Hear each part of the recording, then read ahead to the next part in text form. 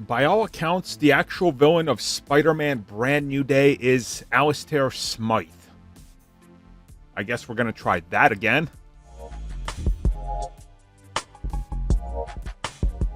Okay, before you type out an angry paragraph that we haven't tried Smythe before, yes, we have. That was in TASM 2. The whole idea was to actually set him up as a major factor in TASM 3 and then be a big deal in The Amazing Spider-Man 4 and Sinister 6, which all fell through. And I don't blame you for forgetting him because it was a terrible, forgettable movie. But hey, remember how I just recently made a video, it'll be the recommended one, where I said Tom Holland thinks it's a good idea to listen to fans and put everything they want into a film?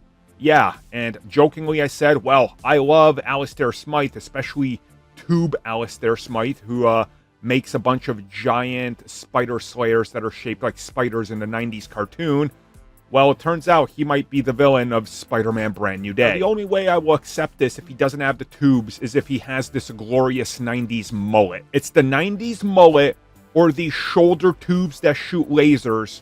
One or the other. If it's neither, we don't want it. And yes, I speak for every person excited for this film. One of the two, or we don't want it. That's fact. See, I'm using fact like all the internet people that think that opinion is fact. See how that works? And you might have gotten upset when I said fact, but then you're gonna go to other videos and be like, it's actually a fact. Far From Home is a terrible film, despite it 92 on Rotten Tomatoes and a 94 among fans. It's fact, you know. I don't know why you just became some sort of British aristocrat or something. Anyways, though, let's talk about Alistair Smythe.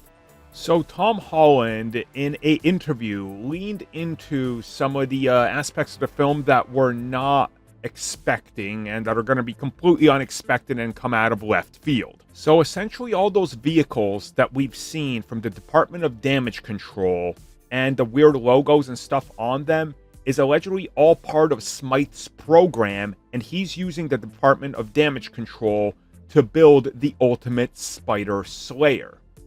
And the concept art we saw that's leaning into the likes of Silver Samurai and others is essentially what Smythe is using as inspiration for some of his designs. And that this order for him to unleash the Spider Slayers comes from the top, aka a benefactor like Wilson Fisk, and possibly even J. Jonah Jameson getting his hands dirty. And per reports, none of the actual villains that we know are in the film so far, which is like 8+, are the actual villain.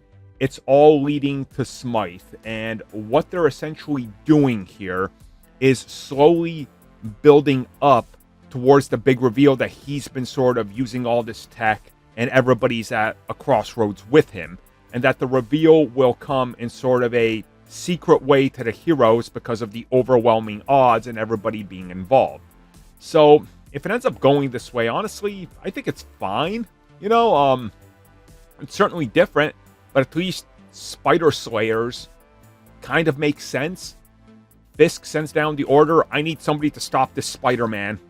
What do we got? Oh, you got robotics. You can build a Spider Slayer, you say. Cool. Unleash it on New York. And then things get a little bit out of hand, so others got to show up and help Spidey. That kind of sounds like, you know, it's a pretty basic plot, but at least it works. So, yeah, if it's Smythe, boy, that's going to be interesting. I just wonder where it goes. Thank you for checking out that video, and thank you for your continued support. Feel free to like, share, subscribe, do whatever you will, and if you're so inclined and would like some additional content from us, which includes unfiltered content and bonus discussions, we do offer exclusively in our member section. We hope to see you there. So thank you for watching, and have a good one.